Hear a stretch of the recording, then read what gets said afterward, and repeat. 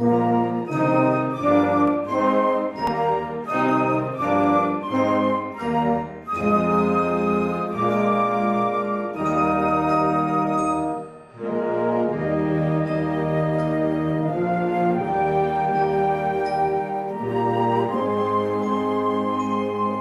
Mary's is special. It's been a special part of my life, and yes, I would definitely do it over again. I mean, I had a wonderful time at St. Mary's, and I probably didn't study as much as I should have.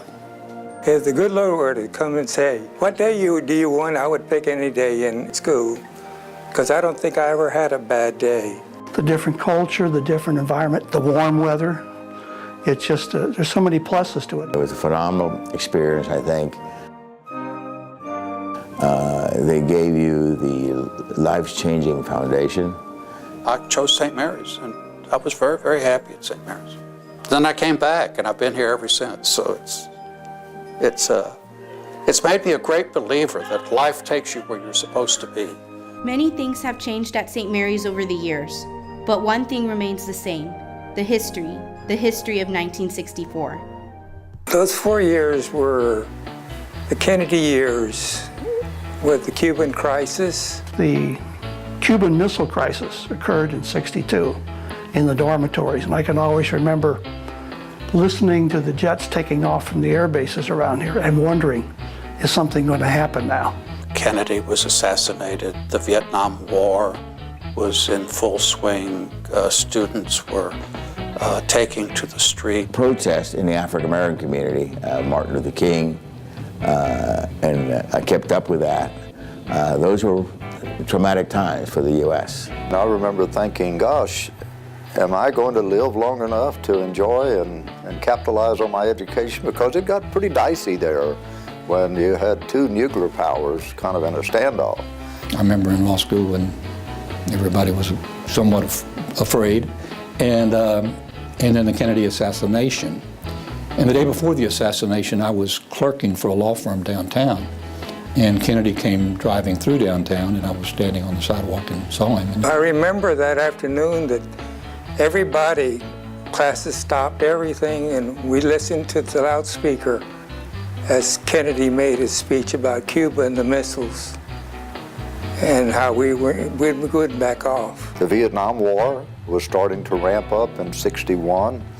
And when President Johnson came in and kind of stepped that up a bit, that was, a time of some strife. The Vietnam, and I never thought I would end up there, but I did. It was a very, very exciting and at the same time very tumultuous environment at the time. With war on the verge of breaking in the 60s, many students were scared because of their mandatory involvement in ROTC. The first 2 years were mandatory at St. Mary's in those days. You were in ROTC whether you wanted to be or not.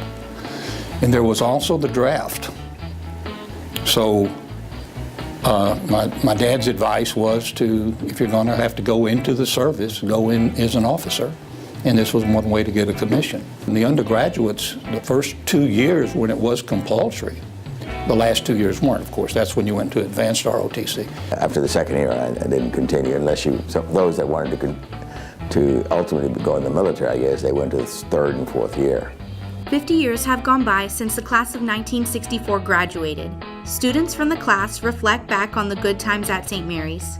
My total experience was at the law school downtown, and at the time we were downtown at 112 College Street, and we used to have a place across the street called the Majestic Bar, and a lot of legal issues and topics were discussed after class at the Majestic Bar. And at the time, this was back in the early 1960s, we used to hang out, quote unquote, with some of the girls that went to Incarnate Word, and so that was a lot of fun. You have to remember at that time, St. Mary's was not co-ed. I guess you could say it was. There were a smattering of women, but very few.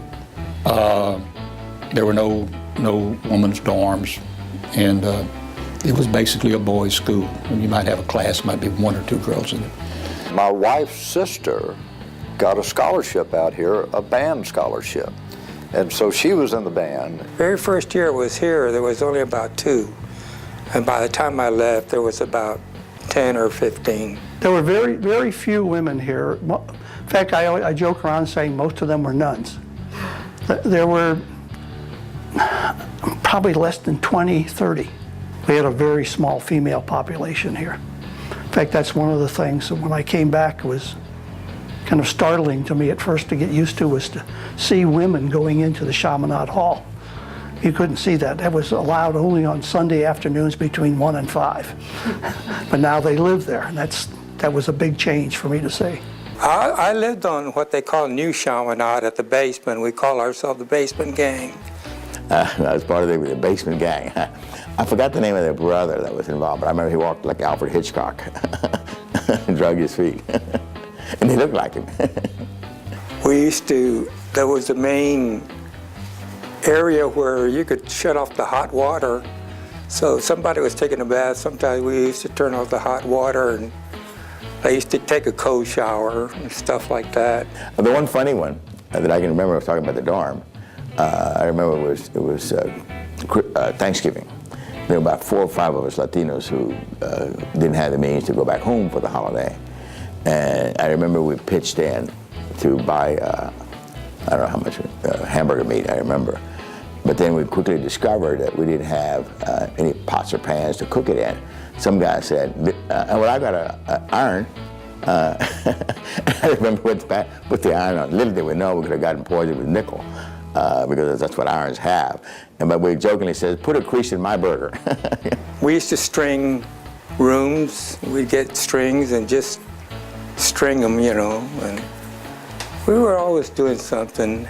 I had some time and I was working out in the old gym one day, and somebody came over and inquired, what the heck are you doing? Because karate back then wasn't well known and it was different. And I explained to him what we were doing. And long story short, he said, well, why don't we invite others to come over and you can teach them karate? So we said, fine. So we set up a little group. We had intramural sports and stuff like that. There was intramural softball, intramural football between fraternities. Our fraternity life, we thought we were, you know, all the fraternities thought they were the best, and of course we thought we were the best. The basketball games and the baseball games, that was the two sports we had at the time. Buddy Myers, who coached here for many, many years and a distinguished graduate of the university, was on the court at the time.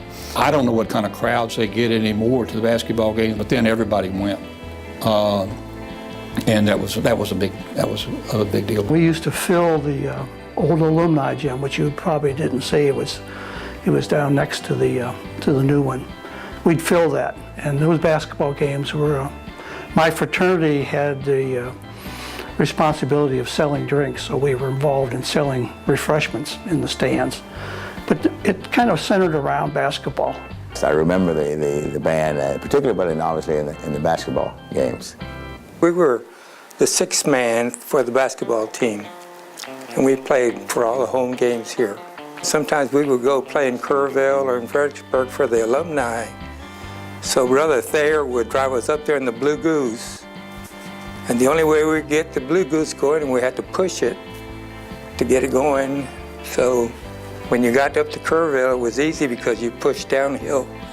So that's how come we used to park the Blue Goose on top of the hill by the pecan grove. So when you get in it, you'd start pushing and it'd start. The memories made at St. Mary's continue to be cherished. The spirit and love for this university lives on through the hearts of its students. It was a phenomenal experience, I think. They gave you the life-changing foundation. They gave you the foundation, not only in educational, but even in the spiritual world. It was a good life. It was a fun time.